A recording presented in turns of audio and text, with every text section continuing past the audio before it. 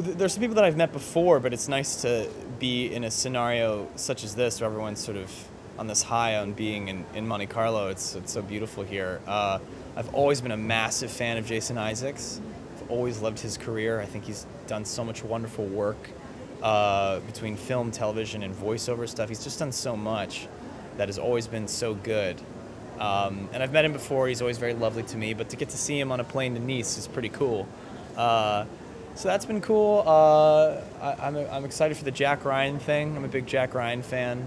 Tom Clancy's Jack Ryan, as I should say. So Carlton, one of the writers on that, is here, who wrote on Lost and a bunch of other amazing shows. And of course, John Krasinski's here. Ben Feldman's a good buddy of mine. So it's a lot of the buddies are here. It's great. So tell me about American Crime Story. I mean, it seems like it's the biggest turnaround, coming not really off the back of Glee, but if you're going to compare your big shows you're famous for, going from Glee to that, was that what intrigued you about it? Was it so different? Yeah, I think the thing that I try to be very, very explicit about is that I guess I'm really, while I understand it, I'm a little allergic to this notion that darkness does not greatness make, you know, and I think I should hate to think that anybody would think that I was doing or wanted to do this because it was dark or gritty. It's a very cheap way to look at it. I think there's a complexity to not only the character but to the story itself. I mean, this particular project ticks so many boxes. It doesn't end. That sort of is the second season of a show whose first season was wildly successful and just a great show. If nobody had watched it, it'd still be great.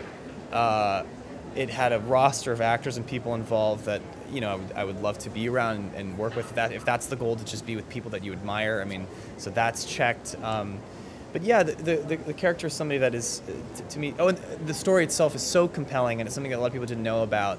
So yes, obviously, because I was going to say everything is always a departure.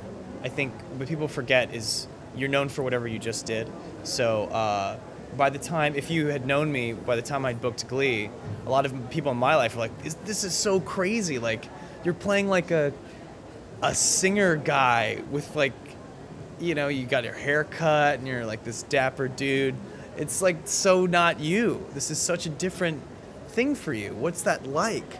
And so if I can maintain that very question every role, that would be great. Because what it means to me is that you've somehow, I did my job, you believed it. You believed the last one.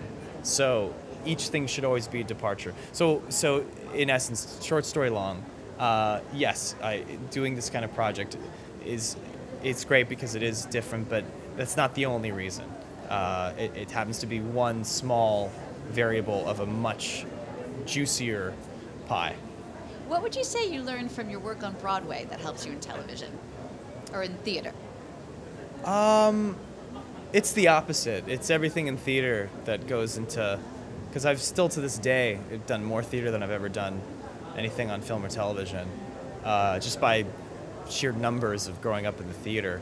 That scale is quickly being tipped, but at the end of the day, it's all about connecting to people and bringing truth to stuff. I mean, I could get really on my high horse about the craft if I really want to put my head up my ass, but there is you know, I'm joking about it, but there is a lot of truth to that. I mean, it's just grounding your performances. I mean, theater is a really good, I guess, training ground to do that. But conversely, doing things in film and television are a good training ground for theater. I mean, you just have to. It's like acoustic guitar, electric guitar. Yeah.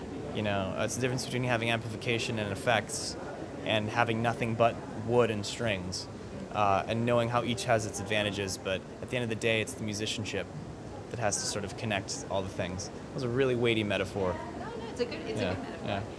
What do you watch at home? Are you a binge watcher? Do you watch the news? Do you watch reality shows? I don't watch a whole lot of TV, not because I don't want to. I find that it's difficult to. Also, if I have time to myself, I'm playing music, you know. So my free time is spent doing other things or learning languages. It's like those are my hobbies. Instruments and languages are my hobbies. So, of course, if you start one, you have to go all the way through. Like I loved Glow, I cleared that in like a day or two. I guess I'm almost afraid to get started on things because I know I'm going to get sucked into it. Every show that everyone goes, oh my God, you have to watch. I'm not avoiding it. I just, in fact, I can't wait. There's so many. And between Game of Thrones and Handmaid's Tale, I get it. I know they're amazing. I just haven't sat down and done it. Yeah.